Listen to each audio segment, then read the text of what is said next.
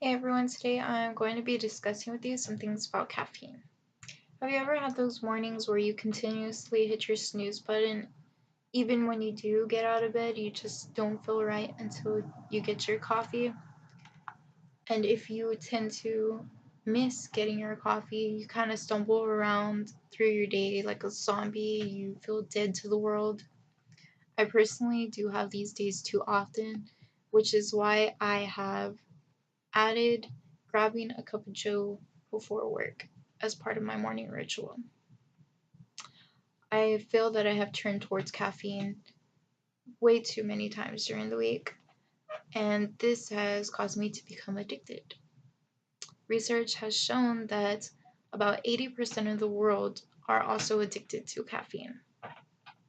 Addiction may sound like an intense word, but this is a reality for quite a large amount of us. The FDA has actually certified caffeine as a drug. This information was kind of shocking and new to me. I never thought that my daily caffeine from Sonic was considered a drug. I just knew that I was completely in love. Just like any other drug, caffeine does have its effects. These effects are not always positive, there are negative effects as well. I honestly feel that the energy boost alone captures so many consumers that they are more likely to overlook the negative effects. There are so many forms of caffeine that it's quite hard to avoid. Many of the production companies have come up with pill capsules, candy bars, different energy drinks, soda, of course, coffees that are targeted towards these people looking for that caffeine boost. I personally stick to coffee. Nothing to me quite hits the spot as either cold or hot coffee. Many people don't take into consideration the effects that caffeine can cause to our body. This is why I felt the need to provide you with the information on these effects.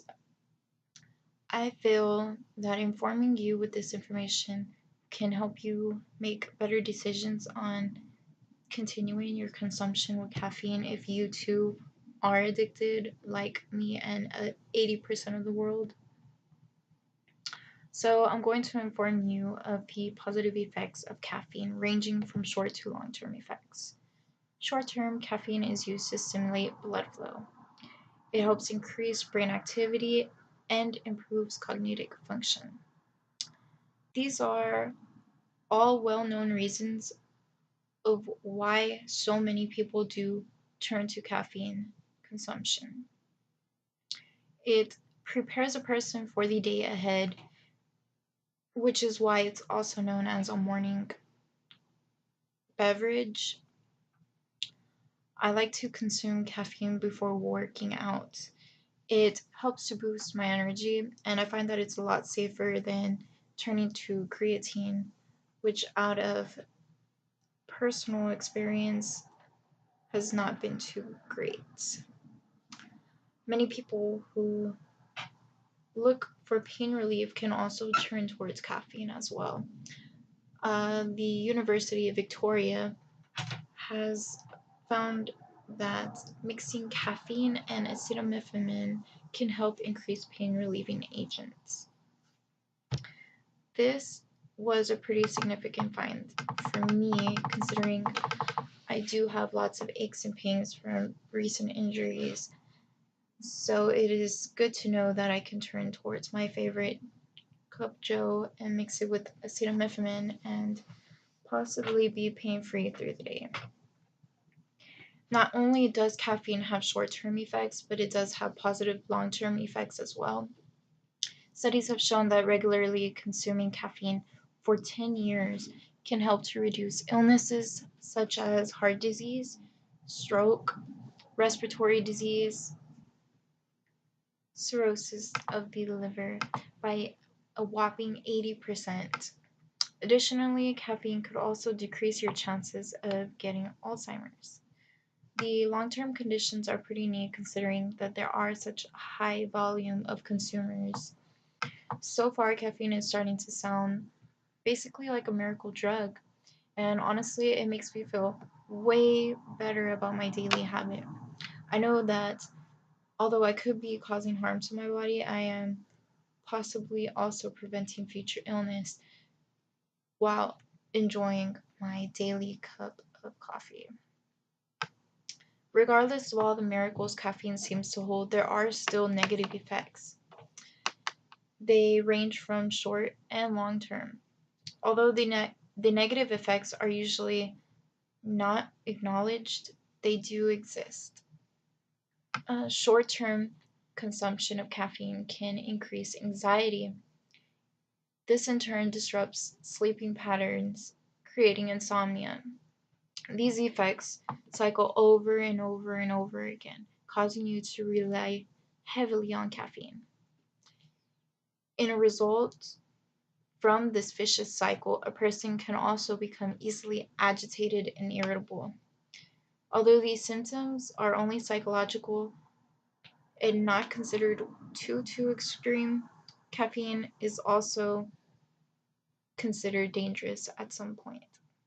If a person is highly active and precipitates heavily while consuming large amounts of caffeine, the result could be serious.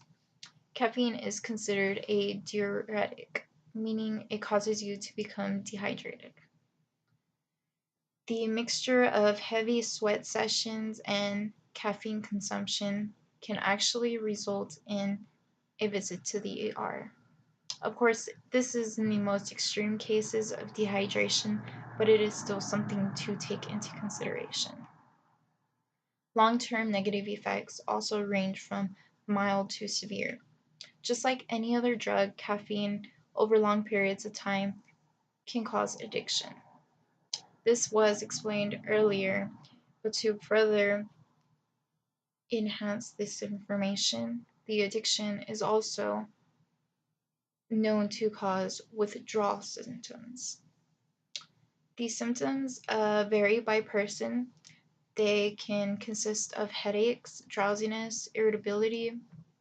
For a person who is definitely used to the peppiness that comes with caffeine, it is a struggle to complete a day without it.